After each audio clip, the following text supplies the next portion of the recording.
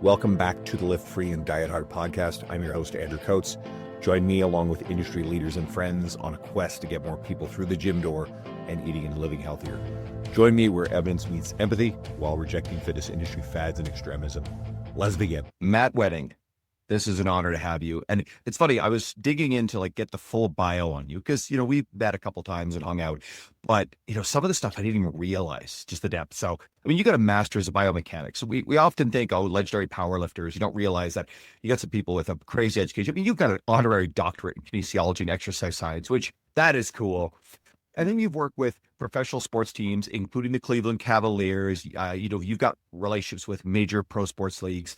You work with WWE superstar Stone Cold Steve Austin, which is epic. I had Joe DeFranco on recently, and he's legendary for working with Triple H. Triple H. Yeah. Yep. And you've also worked with military, paramilitary, fire, and you're a 3-time world champion and owner of several world records in powerlifting. That's a hell of an accomplishment and a career. Yeah, it's just stressful. It was looking back at it now, it's like the body of work. It's almost like you've lived multiple lives in different areas. And I think one of the things that's really set me apart from a lot of people is I've strength trained such a vast variety of different people. And so that's given me a very good inclination of what works and what doesn't, and what's age appropriate and what's not age appropriate, which kind of is what started this You and I podcast deal. Was I think I commented on something about you training people over 50. And I'm like, that's half of my gym. Well, I got to check out your gym. So a little backstory, you and I met at Swiss in Mississauga last year. And I knew who you were. So that was really cool. And then I'm in Columbus, Ohio in February to go down and appear on Table Talk with Dave Tate and Tom Shepard. But at the same time, I orchestrated a Filter and Jerry Cantrell concert the night before. And I interact with lead singer of Filter, Richard. He's great. I got to meet him. Awesome. And I'm just standing in the hallway between the sets, and you walk by and I'm like, Matt, what are you doing here? And you're like, My gym is just down the road. So, and obviously you invited me to come and just hang out at the gym. So I got to see you and your crew work out. This for everybody, this is like an old school dungeon hardcore. This is like, you train there and guess what? You're immune to everything. But this is where champions are bred. I love this. Well, the thing of it is that's how I grew up. Training with Louis Simmons from the age of 19 to almost 30 years old, we always said the nicer the gym we walk into, the less hard the work that is being done in the facility. And it's kind of true. Some of the nicest places I've ever been in really just don't have the environment, the atmosphere. They don't have the intensity. When we trained at Westside Barbell in the original gym at Demarest, it was 800 square feet and there was shit everywhere. It was to the average person walking in, like, this place is a dump. And some of the things that I saw there, I've never seen, afterwards. The stuff that we did, the sets that we did, the amount of work that we pushed into, the benching and the deadlifting and the squatting. But you walk in and there's nothing impressive about, the gym other than you had a monolith and dumbbells size that most people have never seen before, up to 200s. And, we had a lot of crazy shit in there, but it was a shithole. And my gym is a lot cleaner than the original Westside Barbell, but I feel like if you walk in, you need to feel that place is all about work. This episode is brought to you by Renaissance Periodization and the RP Hypertrophy app. RP is the industry leader in muscle building, coaching, and education. This app is like having a coach in your pocket. It gives you everything you need, including training programs, form videos. It gives you all your sets, reps, and weights, so you just show up and follow the plan. It adjusts each week based off your progress. And the app was created by Dr. Mike Isertel, Nick Shaw, and the team at RP, who I've known for many years. And the entire team are incredible people who've always been supportive and generous with me, so I know their character and are easy to endorse. My library contains several RP books, and I've used RP training principles in my workouts and coaching with my clients for many years, long before the explosion in popularity of their YouTube channel, which is worth checking out. RP is the first sponsor I felt remotely comfortable endorsing after over 7 years of podcasting. And if hiring a one-on-one coach isn't for you, using the RP Hypertrophy app is the next best thing to maximize your gains and take the guesswork out of your program. And there's a 30-day money-back guarantee, so you can try it risk-free. If you don't like it, they'll give you your money back. And I've also got a serious discount for you of up to $50 US. go to rpstrength.com/coats and use the code COATSRP, or go to the link below in the show notes, and that's rpstrength.com/coats. Use the code COATSRP. Well, what's impressive about environments like that are the people and what they're doing is what I've noticed. And I've spent time in old school bodybuilding gyms. I mean, that's kind of where I got my start. And it's old brick, and it's not as like polished. The equipment's older, but it's great equipment.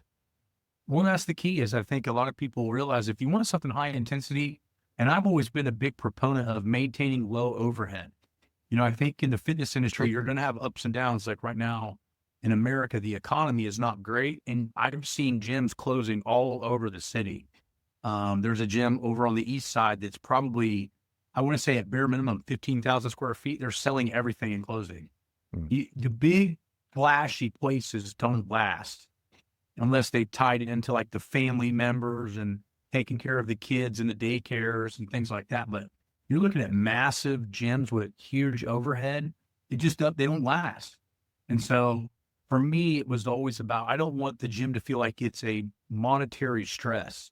I want to feel like it's a place I can walk in and be a sanctuary for the limited few that really want to show me that they want to train hard. Oh, I love it. I think that's smart. I want to pull this around back to your education in biomechanics. So I love fucking with this. I call what we see mostly now on social media, and I think social media can be a very, very good thing, but TikTok biomechanics. I see a lot of stuff that I'm not always sure about the educational background of the people saying it. There's a lot of interesting things there. So are there concepts within biomechanics, the stuff that people are saying online versus old school stuff, or how they overlap, that you think are really important? And maybe I could throw stuff like, resistance profiles versus strength curves, or training in short and length and mid-range positions, lining up joint angles. Play around with whatever you think fundamentally, and keeping in mind the audience is probably more the enthusiasts. There's lots of coaches listening. My opinion just opens up your mindset to being able to attack different problems in multitude of ways. So what you find is the basis of conjugate training is utilizing a multitude of different environments in order to elicit a result, i.e. a strength gain or a speed increase or a power increase.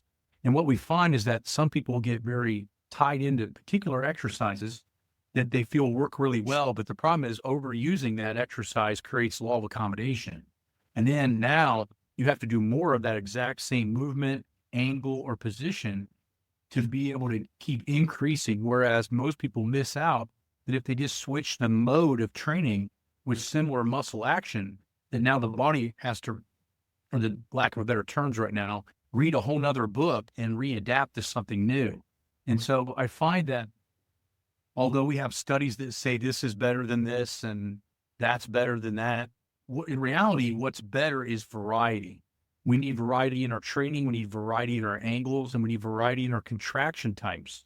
And that allows us to make consistent progress without adjusting to our workout. Usually the first 2 or 3 times that you do a similar workout is when you're going to see the highest progression of that particular rep set or exercise scheme. After that, the neurological system has adapted to the load. And now the only thing you can do if you're not going to change the exercise is increase the volume or the magnitude. And so what I find is that increasing the library of your movements in different types and aspects of training allows the body to constantly keep learning and keep progressing itself. So with biomechanics, what really opened my eyes was the anterior and posterior weaknesses, potentiation, which led into winning warm-ups, like learning how to activate certain muscle groups before you do a compound movement that allows you to increase your compound movement's quality and technical capacity.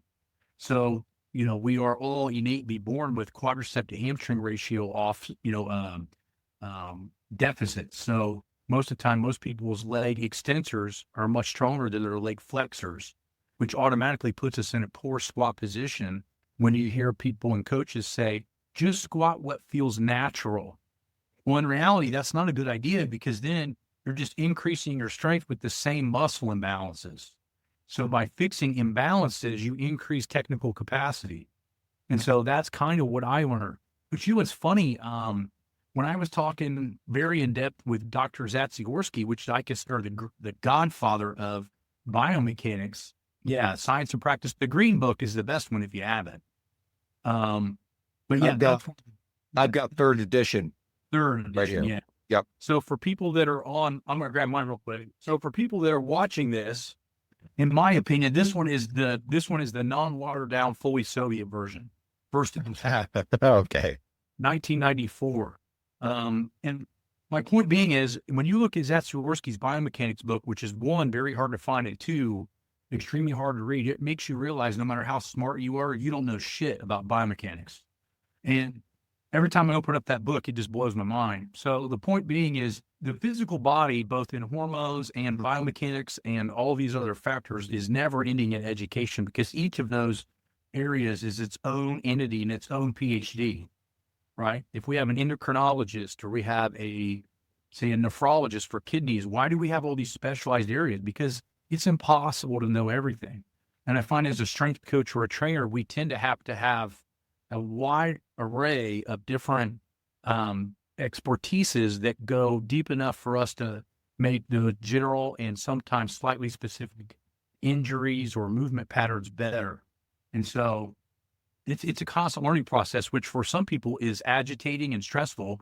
And for other guys like me and you, for example, it's fun, because we don't feel like we have to be right with everything, but we go and look and search of new answers for new questions, versus feeling like, well, I don't know this, so I'm going to make up some bullshit like we were talking about with TikTok and all those other things. And the hard part with it now is the academia has gotten so soft that, just having a PhD or just having a master's degree, in my opinion, in this field is just not enough anymore. You have to have what I consider three pillars. One is education level. Two is strength level, if we're talking, let's just say powerlifting, strength level. And then three, how long were you able to sustain that strength level? Because if you're only good for 6 months or a year, you don't necessarily have to know what you're doing. You could just be a freak. But if you are good for 10 straight years or 20 straight years, you have to know how the body adapts in ways. You have to understand deloads and recovery. You can't train 100 miles an hour, which is another big problem we have in the field, is everybody's selling intensity. The David Goggins and all these other people, which there are some advantages to that. But the problem is that you can only train as intensely as your passive tissue will allow the body to adapt, because muscle is only one portion of that issue. And that's when you start studying, like I said, with biomechanics, you start studying fascia, ligaments, tendons, cartilage. Those things, I think, have just as much to do with biomechanics as muscular action, because they're usually oftentimes the limiting factor to your progress or your injury. Can you elaborate on that a little bit as to why they're more of a limiter than muscle? So, it's been said for the last 60 years, if you go back to the Soviet manuals, and even if you look in the 80s and some things, I have to dig around and find it, but I've seen it, that ligaments, tendons, and cartilage adapt to training much slower than muscle tissue and nervous system. But a lot of people don't train that way. They think the muscle is the limiting factor. And so if you look at some, like a broad spectrum, there's, I can't remember the guy's name. It's like Vinjic or something. It's a weird foreign name, but he shows that what muscles gain in training takes 60 to 90 weeks for passive tissue to adapt. If we're not building in deloading, then we're not building in downward phases of training, we're not accommodating to those passive tissues. Furthermore, strength is sometimes often masked as being able to use kinetic energy better, i.e. strength reflex. Like you notice, a lot of the best squatters are very quick rebounders. They can get out of the bottom and get out of there really quick. That's not really muscle action. That's more passive tissue action. And so a lot of times what we see as strength is oftentimes passive tissue kinetic energy storage. We can illustrate this with like almost any sport, sprinting being one of many, jumping in basketball, a lot of the quick stuff in baseball, football. A lot of that is like that tendinous kinetic energy. Like the best sprinters in the world, this is often said, and I believe this is fact-based, tend to have longer Achilles tendons. A lot of the Jamaican sprinters. Now I'm doing Panzer's new book. I think it's called Adaptable. And he actually gets into this a little bit, and whether he really downplays the book. One of the big things, downplays the role of genetics in a sense.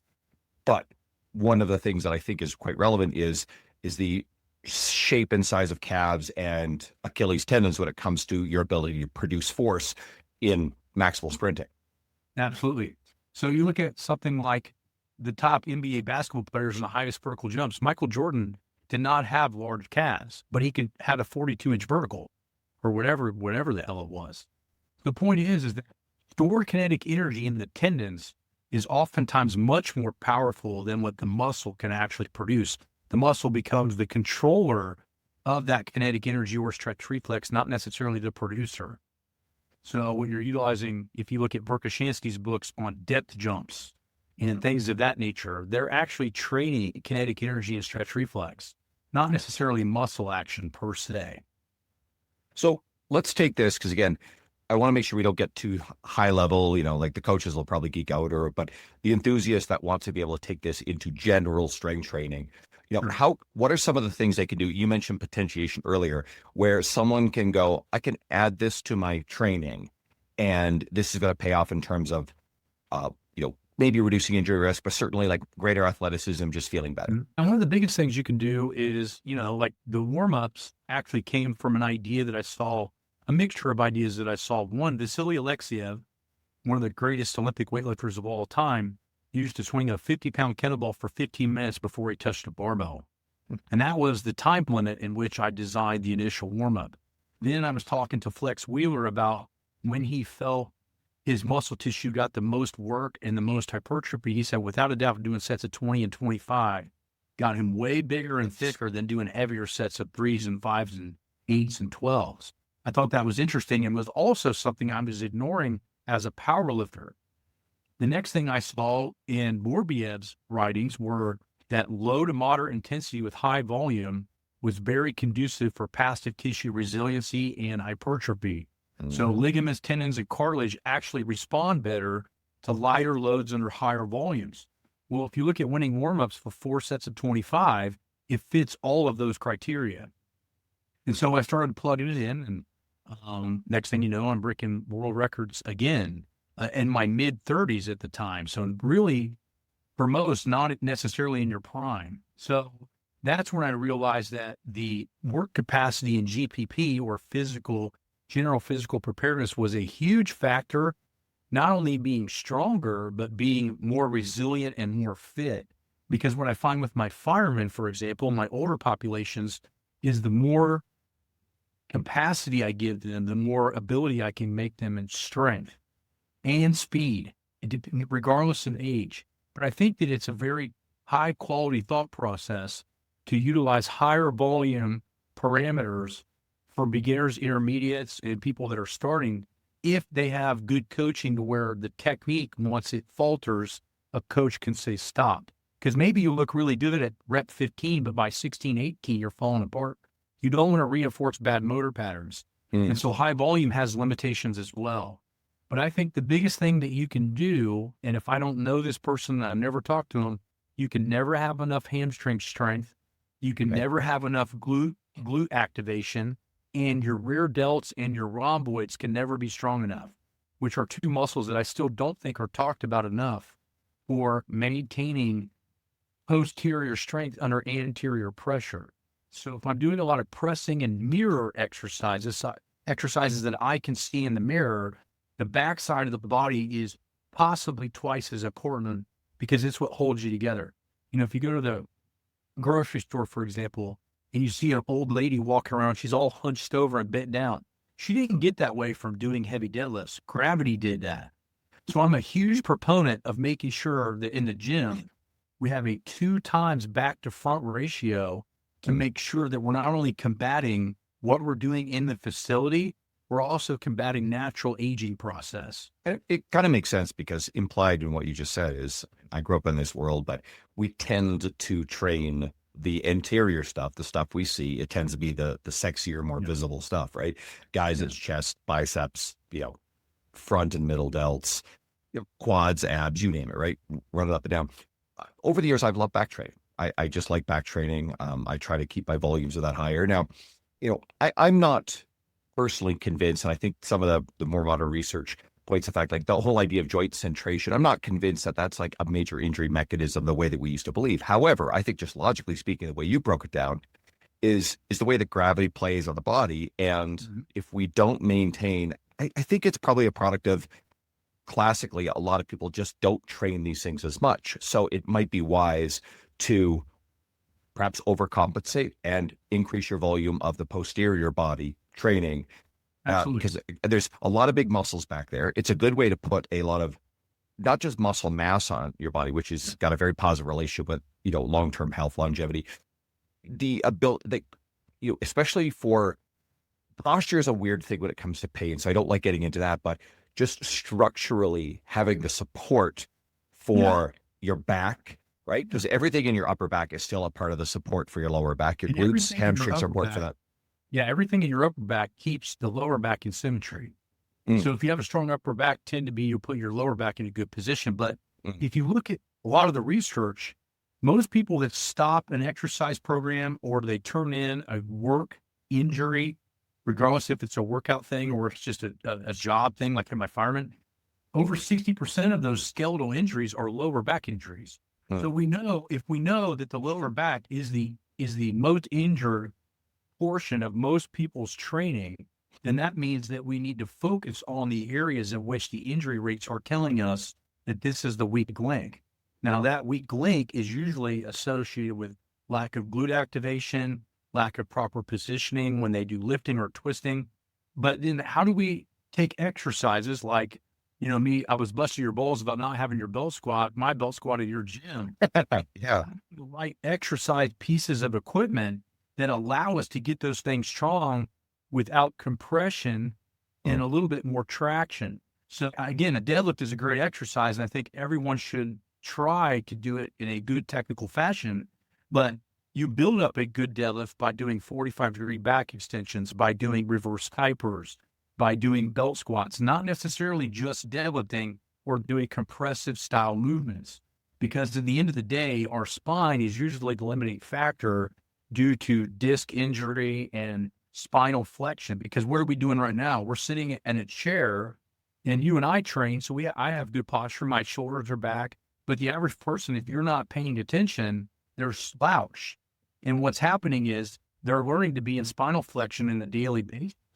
And then under load, where's their comfortable position? Spinal flexion. They're not reinforcing a proper upright spine, even in normal daily activity. So I find that for the first 6 months or maybe even longer, that if you're doing exercises that are attacking the weak areas in a lesser compressive state, you're learning how to control or potentiate those muscles.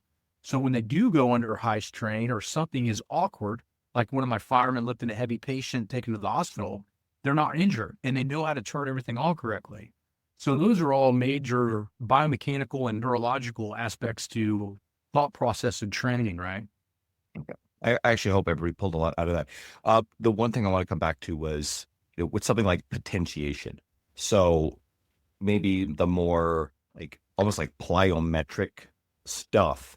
Is there something that you think, hey, the general end user who just goes into the gym for, full body strength training can probably drop something in here that would be very valuable relative to how much they did it? I'm trying to figure out what you're asking the question. What you mean? Well, plyometrics? Yeah. So, I mean, there's obviously PAP, but then, that's like doing some potentiation before you do a big lift for strength, but maybe something along those lines, or even just, you mentioned depth jumps earlier, right? So something that's, whether or not it's technically plyometrics, because people think, oh, jumping onto a box is plyometrics. Technically it's not, but guess what? Like getting people to jump sort of is good, but I would rather have someone jump and fully absorb a landing than jump onto a box, which is not as natural a motion. Well, it's not as natural, but what you find is jumping up to a box has far less impactive issues. So most people are not strong enough to withstand. And I'd have to do the exact math, but I think it's around 16 inches. So we're not talking very tall. When you land off a 16-inch jump, you're at 2 times the body weight. Okay. How many people do we know that can actually squat 2 times the body weight in the normal population? So the impactive force, so a lot of the stuff I did in biomechanics was ground reaction force plates. And it was mind-boggling to watch people sprint and jump on those to see actually how much they weighed an impactive injury or impact at force, going, holy shit, they're putting 200 and 300 pounds of pressure at a 180-pound man in each foot, but they're scared to squat that, or they're scared to deadlift that. So what I find is that plyometrics tend to need to be a little bit of a strength base and a little bit of a weight control, meaning plyometrics may not be the best thing to do if you weigh 300 pounds, you're 35% body fat. So I would be very cautious on utilizing plyometric training for a general population that has not built a strength base yet. With small children, it's different because their body weight's not very big. So the jumping, the bounding, the tumbling, all those things are amazing for the ages of 5 to 9. But what you find is some clientele and even athletes may need to lose, 5, 10% body fat before you can start activating that type of training just based on their mass, which is going to increase their force. That makes sense. I'm a huge proponent of building up muscle groups and technical capacity and strength, and then adding plyos. And I wouldn't necessarily add plyos, or really be very careful with agility drills. I think that's why we see so many kids, younger kids these days, with ACL injuries and all these different injuries, because parents are like, well, it's body weight stuff, it's safe. They have no idea what those forces are being applied into the ground from a force reaction plate. They would be scared to death to see half the shit that these little kitty Pop Warner, stuffs they're doing with these agility drills, and realizing that these kids are not strong enough to do that. And when you're not strong enough to do something, if the muscle can't handle the force, it goes to the passive tissue. And that's where you start having problems. Something that I found I started playing with, there's a few dimensions here. So I was listening to the Stuart McMillan appearance on Andrew Huberman. They were talking a lot about sprinting, but skipping. And so we're not talking about rope skipping a rope bilaterally. Yeah. We're talking about, alternating strides. And if you are skipping or bounding on a single leg, you're not able to generate as much explosive force or height. And plus, I'm also pretty muscular and pretty strong, but I don't do much of this stuff. So I'm also, this is very important, graduating my volume and exposure to this.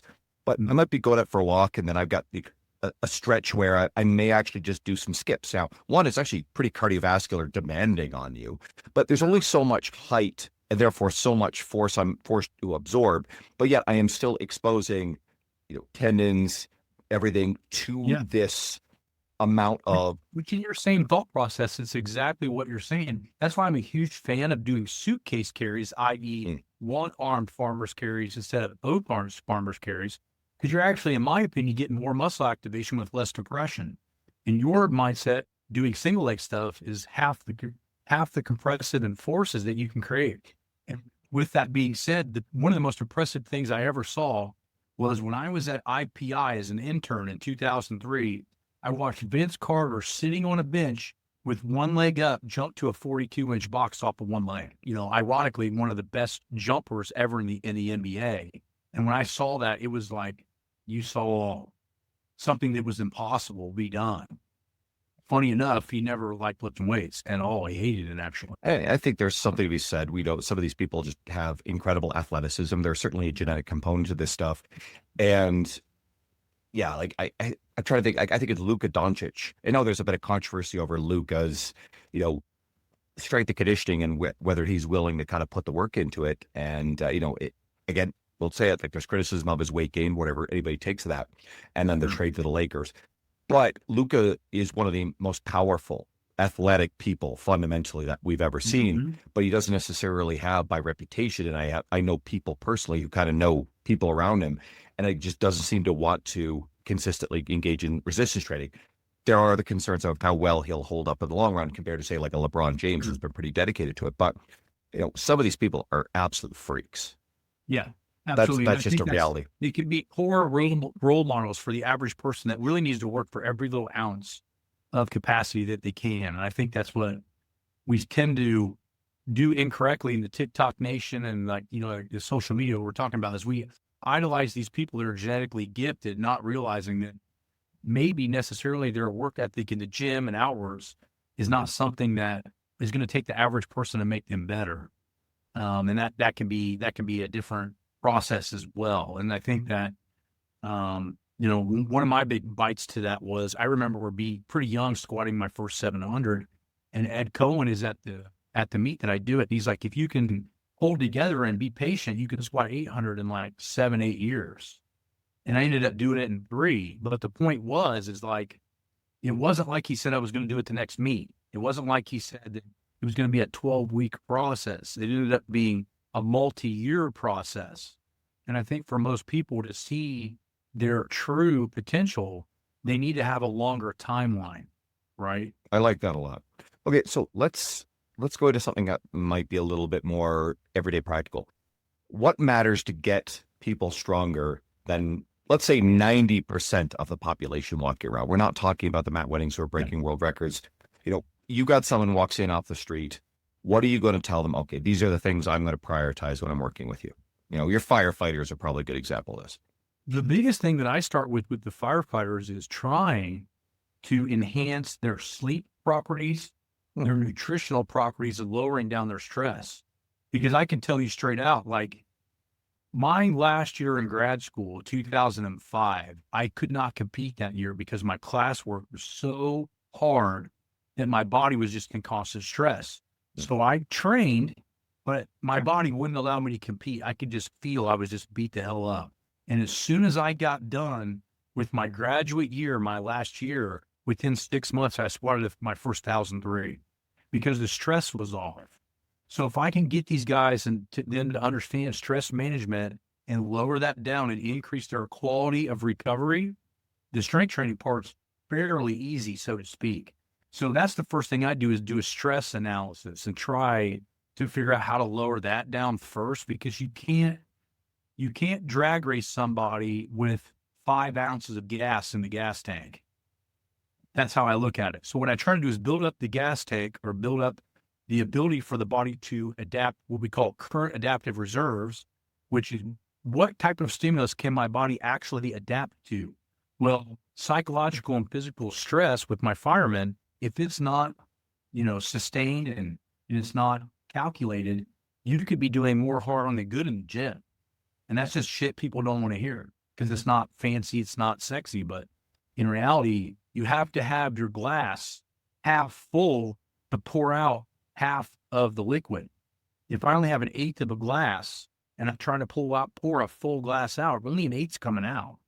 And so if I can raise the amount of fluid in that glass or their recovery, I got more to pour, I got more to train. Something that I'd love to, get you to elaborate on. I like people understanding, like, I think there's a lot of people who make a lot of claims about how different muscle development versus strength development is. And I'm like, for most people, they tend to run pretty concurrent. And I think there are really 2, maybe you can kind of call them 3 mechanisms by which we get stronger. One is you have the muscular structure. And that's what I want you to talk about in a second, is just having more muscular structure simply is the ground, the foundation for greater strength. And then there's 2 is the nervous system's ability to voluntarily recruit, because we know the adrenaline, grandma pulling a car off a child sort of, shit that you couldn't otherwise voluntarily do. But the voluntary ability to get as close to red line without actually, injuring yourself, recruiting that existing muscle mass. And I suppose that, like, almost at a starting point, a third thing that's really the second one is just the motor skill learning of, like, you are learning the skill and you immediately get better. It's like the client who comes in on day 1, set 1 and 2, they're kind of clumsy with something, but by set 3, all of a sudden their expression of strength is better. It's like, did you get stronger, build muscle between set 2 and 3? No. Did you learn how to do it? Yes. You figured out the motor pattern. So, what are your thoughts on the development of muscle as a baseline for the potential for greater strength? Well, it's absolutely true. And you follow the timeline almost to a T. The neurological system becomes very aware of controlling both the agonist and the antagonist muscle groups. Therefore, the coordination increases. That automatically makes you stronger because you waste or leak less energy, and you're putting it in a more fine-tuned motor pattern, right? The next step is now the muscle can be activated on the right side, both agonist and antagonist. You're not wasting energy. Now the muscle fibers actually having to work. Then once the muscle fibers having to work for an extended period of time, it starts to, depending on what you believe, the muscle will first hypertrophy, and then hypertrophy to a point, theoretically, we might have hyperplasia. The other thing is too, if we train hard enough, we might be able to activate satellite cells, which are non-dormant cells in the fascia that can activate and actually turn into contractile tissue. that's not really proven other than in animal studies. But I think that we don't really change a lot of our structure from veterinarian to human muscle tissue, really under a microscope. Much of it looks fairly the same. And some of that study was done on birds when we cut part of their wing muscle off, and then we would put them in a heavy stretch and activation, and that muscle would actually regenerate through satellite cells. The human body is pain threshold may not be strong enough for that, but I find that hypertrophy usually can be individual based on your fiber typing. So some people respond very well to slow twitch fiber type movements, i.e. non-explosive, high volume. And some people like Ronnie Coleman get exposed to high intensity, lower duration sets, and they explode like a balloon because they might be more type 2B. And so what we respond to and how we gain hypertrophy can be different based on our fiber makeup. There's some people that are just built to be sprinters. They're never going to be good at marathon runners no matter how hard they train, and vice versa. There's some people that are just going to be great bodybuilders, but they may not be great powerlifters. There's a reason that pro bodybuilders don't come over to powerlifting and break all the records, even though theoretically they have more muscle tissue, right? Ronnie Coleman was very strong for a bodybuilder, but he wasn't shit compared to a pro powerlifter. Yeah, that makes a lot of sense to be like, a lot of the classic bodybuilders are really strong human beings, but again, the top bodybuilders are not the ones who are the world-class powerlifters. I mean, yeah, you get the Stan Efferdings who tend to actually do pretty well in both worlds. But, and that's why I sort of opened up with, there comes a point where you really do have to specialize, especially when it comes to strength development. Separation, but I think you're right. In a general sense of the term, if you get stronger, you're going to get bigger up to a point. But what you find is that, and what I've found, and why we do a dynamic effort method in my training is because we know that strength is 70% neurological, which is why the training has to be rotated more often. Muscle doesn't necessarily care what the tension is, but the nervous system does. And that's why you have to rotate rep schemes, set schemes, and rate of force schemes in order for your body to be constantly challenged in different environments.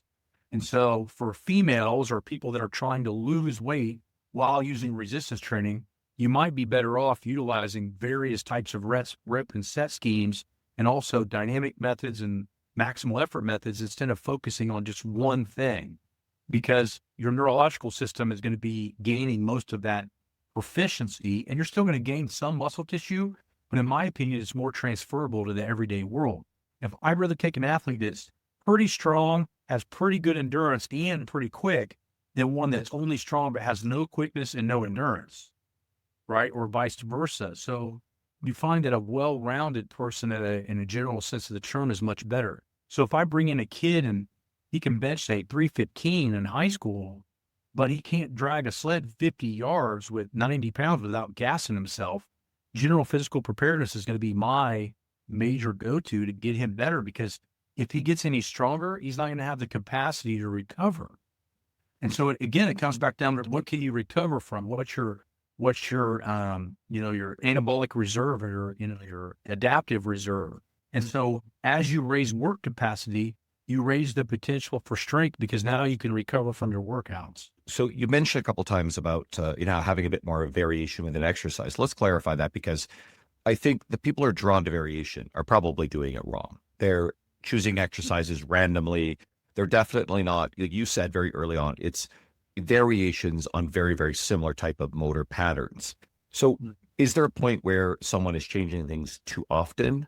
And can you give me a little bit more of a explanation as to how to make sure that the exercises are similar enough where someone is actually gaining the training benefit versus just randomizing and creating the illusion? Because obviously we talk about motor skill development. You do something brand new or you haven't done in a while, you will notice dramatic improvement in your performance fast because of motor learning, but that's not true development of strength. It's certainly not the foundation of building muscle, right? It's an illusion. You're doing consistent contractions. I feel that strength will come regardless. So if we do, say, good mornings, right? And we do them, and then the next week our deadlift feels really good. So we pull a big deadlift. Then we go to a squat, a box squat. Then we start back, we go back, and now instead of doing a deadlift like we maybe did in our best position, we go opposite. So for conventional deadlifters, now we pull sumo. and then we change with a fat bar. So what I find is that muscles don't really care what the exercise is, the nervous system does. So I find that beginners might need to do the same exercises from anywhere from 3 to 5 weeks straight. Good. That starts to be diminished returns.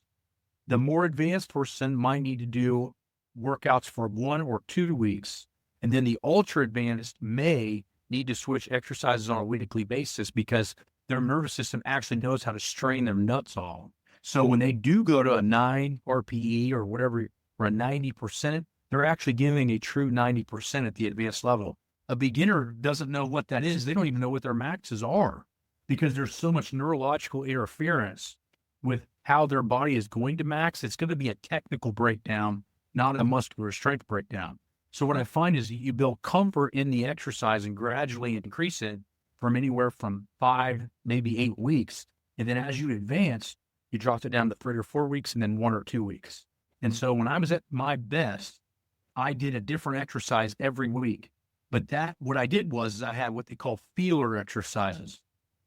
And these testing movements were movements that I would film from multiple angles. And then I would watch and dissect where I felt my technical capacity was breaking, i.e. on a squat, was my upper back, was my chest falling, was my hips not activating. The next exercise I picked the next week was designed from the week before's inconsistencies. Does that make sense? Yeah. And the thing I really wanted, intuitively, I was understanding, and you clarified, was that someone who's newer to this would be better off spending more time exposed to, and I guess that's it, is learning. And an advanced person doesn't need to learn how to do a barbell back squat. If they don't know it by year 10, they're not going to know it. No, that actually makes a ton of sense. Here's another thing I want to close out with. At what point is it the physical body's, limitations that stop someone from making progress versus at what point is it the mind that's saying no? In your experience with a lot of people, I guess it probably varies by person, right? And I guess we can take this in a mental toughness. Different strength ranges, like what Zasvorsky talks about in the books we just shown. You have something called absolute strength. And absolute strength can only be done by an external stimulus, i.e. utilizing electrostim. And we've seen in studies that even most advanced athletes, if we put an amazing amount of voltage into somebody, or current, that muscle will turn on far beyond what the central nervous system can activate. And so I don't truly feel that we'll ever know what the human body's capacity is. I think what ends up happening is the muscle can create so much power or strength, either concentrically, eccentrically, or isometrically, that it causes other things to fail. Now, the muscle can fail too, but usually it's a tendon or a ligament or a cartilage or something else that creates a pain sensor, and then all of a sudden you got a shutdown mechanism. That's why it's so important. Go ahead, sorry. Well, I mean, there's a simple illustration of this in practice. It's the fact that we're stronger eccentrically than concentrically. If you get someone who cannot do a chin-up or a push-up, but you get them to do the eccentric, and I think the math comes in about like 30, we're generally 30 to 40% stronger than eccentric. So it's proof that concentrically we cannot produce as much force as we can usually pretty reliably and safely do in a negative lift, right? That's just an illustration of what you said. About it. No, everybody can bench the world record on the way down and come back up, right? Yeah. And so what I find is that I don't think we'll ever truly know the true capacity of what we can obtain from our, voluntary ability, but the top level athletes are really fucking close. We're talking like within maybe 2 to 4 or 5%, whereas the beginner athlete might be upwards of 30, 40% off of what is tolerable. And some of that's pain tolerance, right? Like it wasn't comfortable for me to pick up 1,200 pounds in squatting. Like I picked it up and my body wanted to snap an ass. And that's when I knew I had hit my mental limit, but also my body limit. That was the one squat that I picked up in 2011. I could actually feel my femurs bow. And that's when I knew that I didn't have the balls to push like that anymore, and switched over to raw and did well. But my point being is, usually neurological is the limiting factor, but you have to train long enough and hard enough to get to that 1 or 2% that's still left in the tank, because most people leave 12, 15, 20% on the tank, right? I firmly believe that every male may be not under like 135 body weight, but let's say even 155, every male can bench 315. If they want to do it long enough and smart enough. But for some people, they'll get it done in 6 months starting if they're just freaks. And other people, it might take 20 years. But everybody's capable of doing that. Now you're talking 400, 500, 600, no. But I truly believe that everybody, if they really wanted to train long enough, smart enough, and hard enough, with the right amount of recovery, can bench 315. Same thing with females. I think every female could bench 185 if they wanted to put the time, effort, and energy into it. I mean, barring someone that's built like 7 foot tall, meant to play in the NBA with a 15-foot wingspan. You know what I mean? But like the average person walking around, we see these videos all the time. Is it possible to bench 315 as an average lifter? Well, fuck yeah, it is. But are you willing to do it long enough to see it? Right. So I think that's the time, how long it takes to get to those limits is usually most people's limiting factor. If I tell somebody, hey, if they start up, say, a 185 squat, you can squat 405 if you've trained real patiently for 5 years. I don't want to do this for 5 more years. Screw that. I mean, that's the average person. That's why you see, in my opinion, that's why you see most people that are marketing fitness, 30, 12-week workouts, 8-week workouts. To me, when you sell something like that doesn't have a pre, during, or post plan to extend the time, it's almost garbage, because you can make progress in that amount of time, but what's the next step, right? And so you find that there's just so much marketing jargon around because everybody has such a short-term mindset. Is there anything that you found that will help with developing mental toughness that doesn't fall into if anybody's ever heard the stories of like this, there's a famous old coach, and he later apologized for this, and he took a bunch of football players decades ago out into the desert, and it was sort of a toughening up thing it was a college football program. But what it really turned out was, when they look back at it, the guys who stayed were just the guys that had no choice and endured brutal conditions. And some of the people who walked off turned out to, I think one went on to maybe like be military fighter pilot. And these are people who are very accomplished in life. So there is a bit of self-selection there for people, but are there practices where people can develop more grit than it's already innate without it tipping over into, just like you mentioned Goggins earlier, because I kind of grimace when you said Goggins, because I think that this worship of this, like just brutalizing yourself and suffering is overglorified. And I don't particularly like that kind of stuff. So how can you develop more grit? Short form answer. How do you develop more grit? I think the grit part comes from consistency. I think as you get more consistent in training, the grit comes along that way. But I can tell you, I've seen from working with special forces guys that the person with grit and the person without grit, physically, they don't look any different. They just have a different switch. Now, they might be a little bit in better shape, but you should look up like one of the most decorated special forces guys.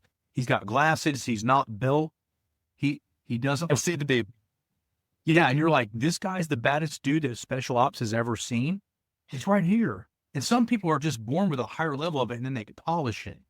And I think that's what we tend to see, is that people that become really good at something, they start off a little bit ahead of everybody else, and it's an attention factor, So, if I can walk in and I'm in 9th grade and I can bench press 315 with no training, then automatically you're like, wow, you're really strong. And what does it end up doing?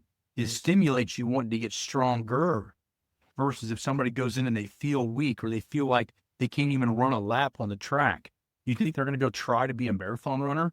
The chances are probably not.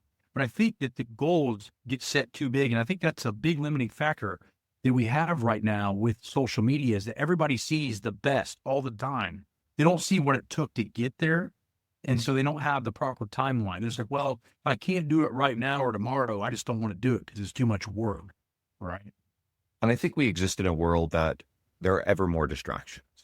And it's probably harder, I think, to delay gratification, because I think this is the thing, is you have to put your head down, focus on the purpose, reasonable timeline, like you said, and be willing to delay the gratification or the being pulled into all of the very appealing distractions, right? Mm-hmm. And, some of that's designing your environment, right? I don't think willpower alone is the answer. I think that burns up pretty fast. But then being willing to put in the work. And I think this is like the fitness career and the consistency and success with, health promoting behaviors both shows up this way. You have to be willing to put your head down, take a long time horizon, consistently put in the work. You mentioned consistency a few times without needing reward, adulation, recognition for your efforts. And I think that then we glorify, like falling in love with the process, which I ultimately think is true. But if you learn to love that process, then I think the superficial rewards tend to be secondary. Whereas if you're always needing affirmation and immediate reward, I think that makes it very hard. So I think getting clear on that mindset helps. Yeah, motivation only lasts for so long, then it becomes discipline. And discipline lasts longer than motivation, in my opinion, from what I've seen in the last 30 years. Ultimately true. And, I go back and forth with this one because you get people who like shit all over motivation. Guess what? When it's there, use it. It's good fuel. It can push you. It's like the day you show up at the gym and, well, here's the plan. And you've been good load management. You've been smart about this stuff. You're experienced, but you feel really good. It's like, do you stick to the plan? Well, you got a really smart plan. Sometimes you stick to the plan, but sometimes it's like, I could go a little heavier on this last set, or I can add a set. It's not going to do so much volume that it's increasing my injury risk, but you kind of learn to go for it. And I give my clients, the ones that some I need to put very firm boundaries around because they'll break themselves because they do way more than they're supposed to, right? That is a definite problem. And I've had a lot of clients who've been very successful simply because I'm like, no, these are the guardrails. You don't fuck around with them. I promise you this is going to help. But there are some people where it's like, okay, I trust you to be smart about this stuff. If you have a really good day, you'll walk away with a nice win. You're like, you can hit a rep PR. I don't love it when they go off track and do like the 1 rep maxes randomly. I think that stuff's detrimental. But it's okay to go for it on good days. But then at the same time, on the days you don't have it, maybe you take it back a little bit, right? But still put in the work. Absolutely. Yeah, absolutely. I'm dead 100% in agreement with what you're saying. So I know that people can follow you on your Instagram at Wenning Strong, and you've got a lot of resources on your website. What would you want to direct people to check out? Yeah, I mean, if they look at the website, they can kind of see everything. We have the equipment there. We have the apps there that are affordable. We have online coaching, which combined with my 3 coaches that are on that, we have over 100 years experience. One of them, Wade, is actually my old boss at Ball State, and he played the NFL and was the head strength coach at Division I college for 27 years. So just unbelievable amount of knowledge. And the other guy, John, he is a NCAA track strength conditioning coach and has got multiple medals under his belt from Olympics and NCAA championships and all kinds of stuff. So I feel we have a really good grasp on that. But you can see a lot of the free stuff on the YouTube channel, Wenning Strength. I try to make at least one longer video a week and then post a lot of shorts that you can kind of see what we're doing at the gym, what I'm doing with different clients, etc., to kind of get people at least motivated to want to come on and train a little smarter. That's fantastic. And I know that every once in a while you'll pop up and do a seminar. You were just at my friend Luca Hosebar's gym in Seattle, and you did a seminar there. And I know people like my friend Tasha Whalen, who usually listens to these. Hey, Tasha. Cool. Her and Dan were there, so they're good people. Actually, she's at her house. I'm not surprised. They're so giving. Tasha is strong as hell. Like, she's been a previous guest on the podcast way back. She is badass and she's a genuinely wonderful human. So I'm glad you got to hang out with them. So that's cool. Yeah, I've known them for 15 or more years, probably. Doesn't surprise me at all. Everybody, guys, go check out what Matt is doing. You can learn a lot from Matt's media and resources. And thank you for continuing to plug into these episodes. I'm very grateful. The podcast has been growing. If you're really interested, I've had some recent guests like Joel Jameson and Brad Schoenfeld, who there's some overlap in some of the stuff we talked about here. And I've got some more. I've got a crazy lineup of people booked. Stuff can always fall through, so I won't drop names just yet. But stay tuned for more. Matt, thank you so much, my friend. I appreciate you. No problem. Thank you.